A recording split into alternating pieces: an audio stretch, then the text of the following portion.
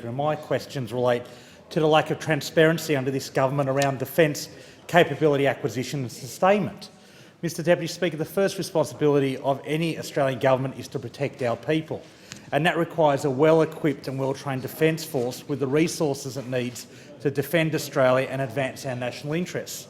It means ensuring defence identifies, acquires and sustains the capabilities our military personnel need so they can participate in operations abroad, work with Australia's partners, respond to disasters and humanitarian crises and protect the sovereignty of our borders. And we live in a period marked both by the emergence of new threats and risks and by the rapid evolution of defence capabilities and technologies. This strategic environment makes the delivery of capabilities needed by defence all the more critical. From the opposition's point of view, there will be a bipartisan approach to the fundamentals of defence policy, but we will also hold the government of the day accountable. Labor has concerns about the level of transparency around the defence budget and defence investment plans. Defence is currently undertaking a $200 billion investment program, acquiring major new platforms across land, sea, air and key enabling capability streams. Yet the level of transparency around defence investment has declined markedly under this government. Let me give you some examples. Following the 2016 Defence White Paper, the government's budget paper estimated that Defence would spend $46.4 billion on its capital investment program over the 4 years from 2016-17.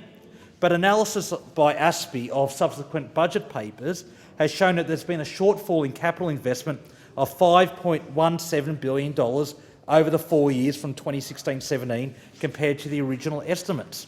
No doubt there are a number of reasons for this, but the government has refused to explain this $5 billion cut in the defence budget. Let me repeat that, Mr Deputy Speaker.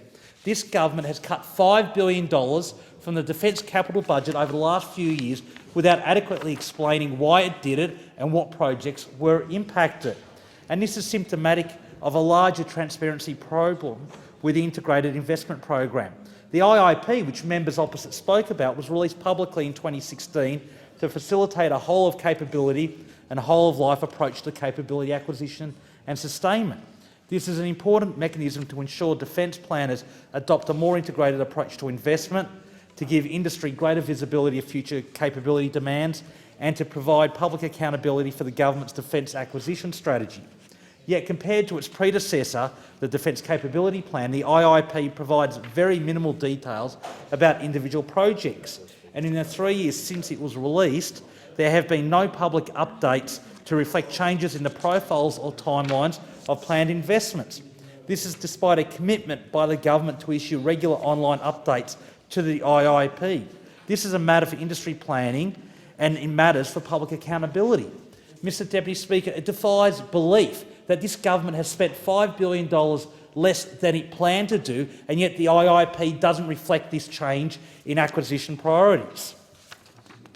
And this goes to a broader point, which is that I and Labor have zero confidence that this government can provide appropriate oversight of major acquisitions in defence. Let's not forget, this is the party of the $1.4 billion Sea Sprite disaster. This is the party that oversaw in government the Wedgetail project delivered 6.5 years late.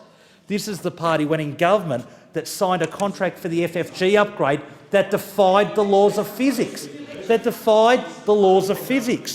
And, Mr Deputy Speaker, this is the party when in government that purchased landing craft for our amphibious ships that didn't actually fit into the ships. Let me repeat that. They bought landing craft that didn't fit into the amphibious ships. And they've shut down well, they say we didn't build a ship. At least we didn't build a ship that didn't fit landing craft, Mr Deputy Speaker.